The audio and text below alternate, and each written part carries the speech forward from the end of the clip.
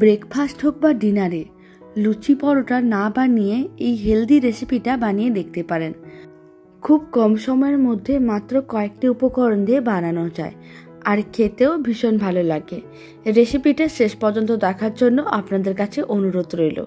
আশা করি রেসিপিটা আপনাদের খুবই ভালো লাগবে আর খুব সহজে বানিয়ে নিতে পারবেন। তো চলুন রেসিপিটা বানানো শুরু করা যাক। নমস্কার, আমি রুমি। আপনাদের সবাইকে আবারও একটা দারুণ স্বাদের রেসিপিতে স্বাগত। প্রথমে একটা মিক্সির জার নিয়েছি। মিক্সির জারের মধ্যে দিয়ে দিচ্ছি 50 গ্রাম ওটস। এখানে আমি একজনের মাপে রেসিপিটা বানানো দেখাচ্ছি। যদি আপনারা রেসিপিটা বেশি করে বানাতে চান তাহলে পরিমাণগুলো বেশি করে নিতে হবে। আর আমি দিয়ে দিলাম একটা কলা।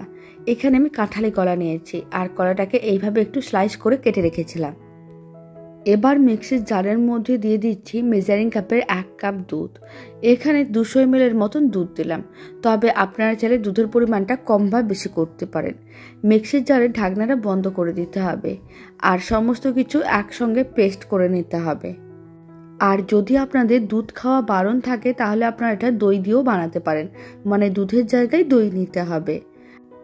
সমস্ত কিছু খুব ভালো করে পেস্ট করে নিয়েছিলাম। এবার একটু ঢাকনাটা খুলে নিতে হবে। আর এই সময় আপনারা চাইলে মিশ্রণটাকে আর একবার খুব ভালো করে পেস্ট করেও নিতে পারেন যদি মিশ্রণটার মধ্যে কোনো রকমের দানা থাকে। তবে মিশ্রণটা আমি আর পেস্ট করলাম না, হালকা একটু দানা দানা থাকলে খেতেও বেশ ভালো লাগে। এখন মিশ্রণটাকে মিক্সিং বোলের মধ্যে নিয়ে নিলাম। এবার মিশ্রণটার মধ্যে দিয়ে দিচ্ছি কিছুটা পরিমাণ খেজুর আর আমি দিয়ে দিচ্ছি কয়েকটা কিশমিশ। আপনারা আপনাদের পছন্দ মতন যে কোনো ড্রাই ফ্রুটস এর মধ্যে দিতে পারেন, মানে কাজু, কিশমিশ বা যে কোনো ধরনের ড্রাই ফ্রুটস। আর না হলে মিশ্রণটার মধ্যে আপনারা ফলও দিতে পারেন, মানে সিজনের ফল দিতে পারেন, যেরকম আম, আঙ্গুর এইসবও দিয়ে দেখতে পারেন, খেতে বেশ ভালো লাগে। সমস্ত কিছু খুব ভালো করে মেশানো হয়ে গেছে। এবার মিশ্রণটার উপরে ছড়িয়ে দিচ্ছি 1 চামচ মধু। যেহেতু কোনো রকম মিষ্টি কিছু দেওয়া নেই তাই এখানে 1 চামচ মধু ছড়িয়ে দিচ্ছি, এতে খেতে বেশ ভালো লাগবে। আর মধুটাও খুব ভালো করে একসঙ্গে মিশিয়ে নিতে হবে। বাড়িতে রেসিপিটা বানিয়ে দেখতে পারেন, খুব কম সময়ের মধ্যে রেডি হয়ে যায় আর খেতেও বেশ ভালো হয়।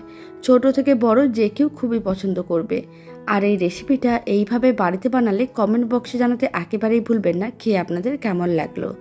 ভালো লেগে থাকলে আপনারা যদি ফেসবুক থেকে রেসিপিটা দেখছেন পেজটিকে ফলো করে নেওয়ার অনুরোধ রইল। ইউটিউব থেকে দেখলে চ্যানেলটি সাবস্ক্রাইব করে নেওয়ার অনুরোধ রইল।